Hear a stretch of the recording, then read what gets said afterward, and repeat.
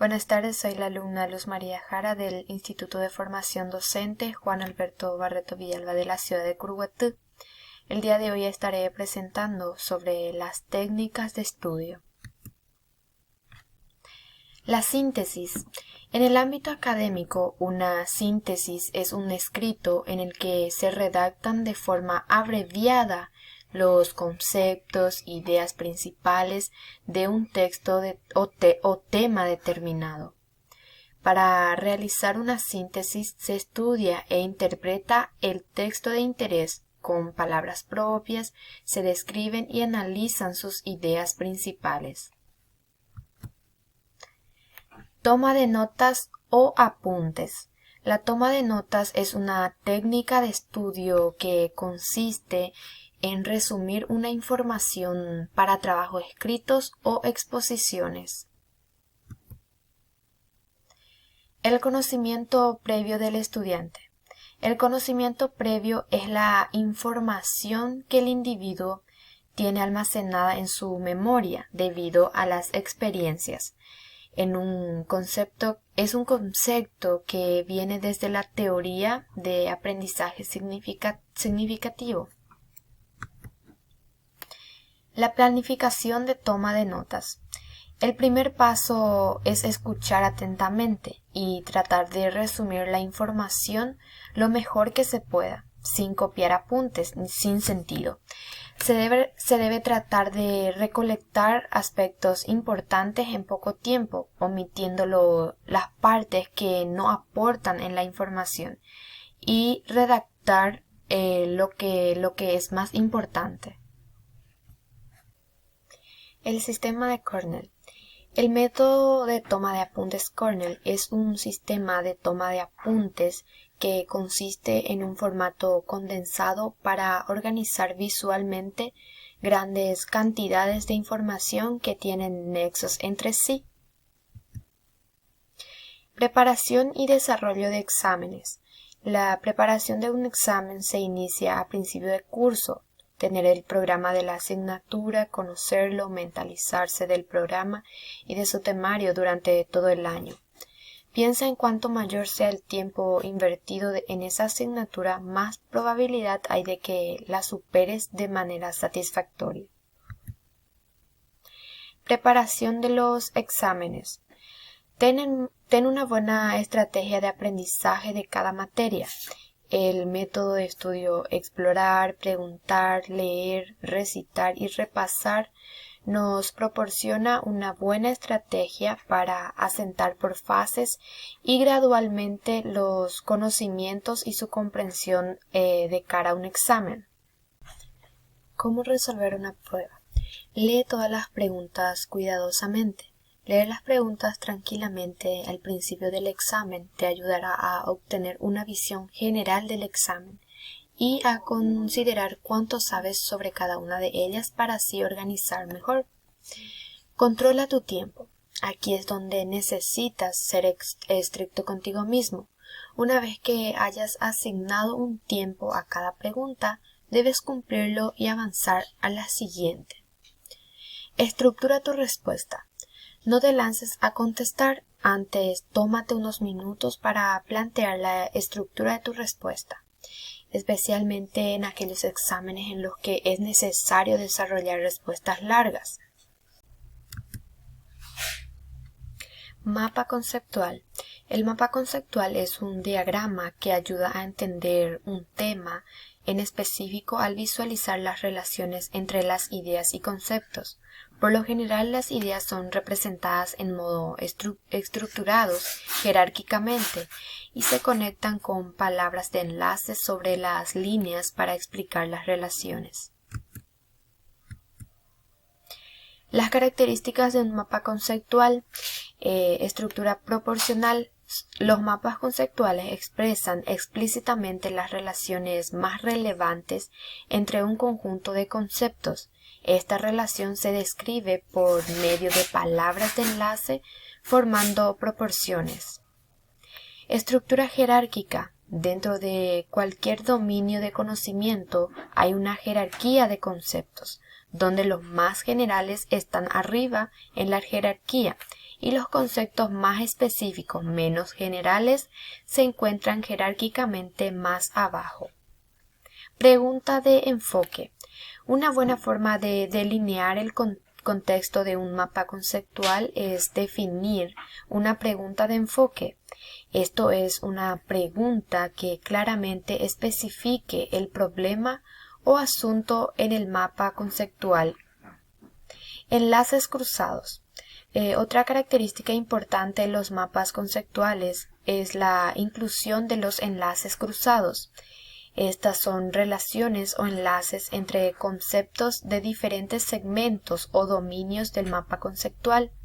Los enlaces cruzados nos ayudan a ver cómo un concepto de un dominio de conocimiento representado en el mapa está relacionado con un concepto en otro dominio expresado en el mapa conceptual. Elementos de un mapa conceptual. El mapa conceptual tiene los siguientes elementos: los conceptos que hacen referencia a acontecimientos y a objetos que se producen en la mente del individuo. No se considera concepto los nombres propios, los verbos, adjetivos. Deben estar formados por 3 palabras como máximo. Palabras enlaces son las palabras que se utilizan para vincular los conceptos y representar el tipo de relación que se establece entre ellos. Las proposiciones forman una unidad semántica que consta de 2 o más conceptos unidos por palabras de enlaces. Además, también hay otros elementos que son las líneas, fichas de enlace, conexiones cruzadas y así. ¿Cómo se construyen los mapas conceptuales? Primeramente es seleccionar. Después de leer un texto o seleccionando un tema concreto, seleccionar los conceptos con los que vas a trabajar y hacer una lista con ellos. Nunca se pueden repetir conceptos más de una vez en una misma representación. El siguiente es agrupar. Agrupar los conceptos cuya relación sea próxima, aunque hay sitios donde se recomiendan ordenar antes que agrupar. Es preferible hacerlo primero. A medida que vas agrupando, habrán conceptos que podamos meter en 2 o grupos al mismo tiempo. De esta forma aparecen los conceptos más genéricos. Está después el ordenar. Ordenar los conceptos del más abstracto y general al más concreto y específico. Representar. Representar y situar los conceptos en el diagrama. Aquí las notas autoadhesivas pueden agilizar el proceso, así como las posibles correcciones. En este caso no hace falta, puesto que han representado los conceptos desde el principio. Y por último, conectar. Esta es la fase más importante. A la hora de conectar y relacionar los diferentes conceptos, se comprueban si se comprende correctamente una materia. Conectar los conceptos mediante enlaces. Un enlace define la relación entre 2 conceptos y este ha de crear una oración correcta. La dirección de la flecha nos dice cómo se forma la oración.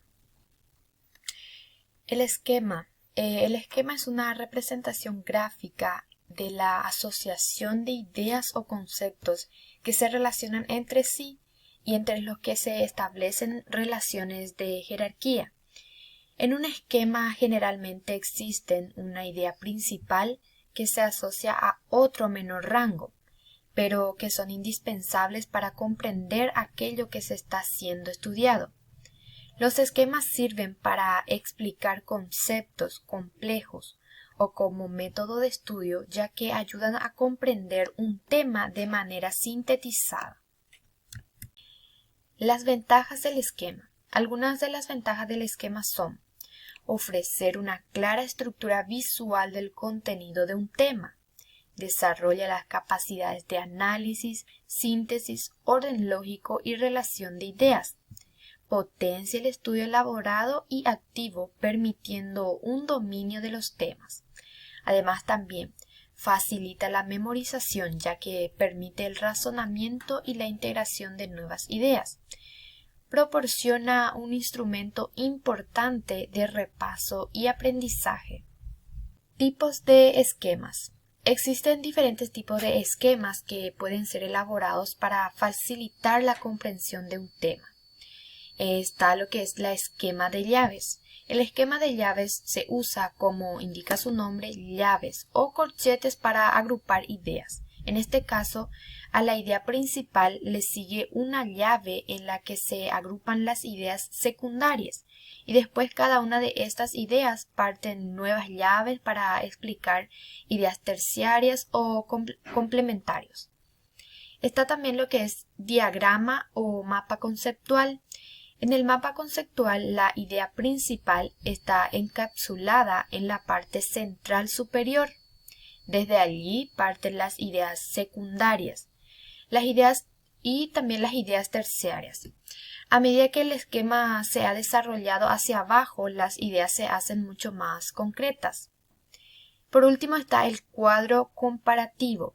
Su estructura está en columnas, permite organizar la información de acuerdo con unos criterios previamente establecidos. La finalidad principal de este es establecer la diferencia entre dos conceptos que se tratan. Las fichas y ficheros. Las fichas son una buena técnica de estudio orientada a la memorización o repaso de los temas a estudiar. Las fichas de estudio nos ayudan a memorizar contenidos tales como datos, fechas, números, vocabularios, entre otros. Son fáciles de realizar y nos ayudan en el repaso dada su comodidad y sencillez. No obstante, al principio tendremos que dedicarles tiempo para su elaboración. Pero después, cuando más vamos, ya son fáciles de realizar. Tipos de fichas. Las fichas de estudio en papel pueden ser las fichas de estudio rayadas, que nos permiten escribir preguntas, respuestas o esquemas lineales evitando que nos torzamos. Las fichas de estudio lisas son ideales para crear mapas o esquemas, incluso para dibujar. Muchas veces el dibujo ayuda a retener mejor los conceptos. Las fichas de estudio electrónicas en muchos casos también son muy útiles. Y muchas gracias.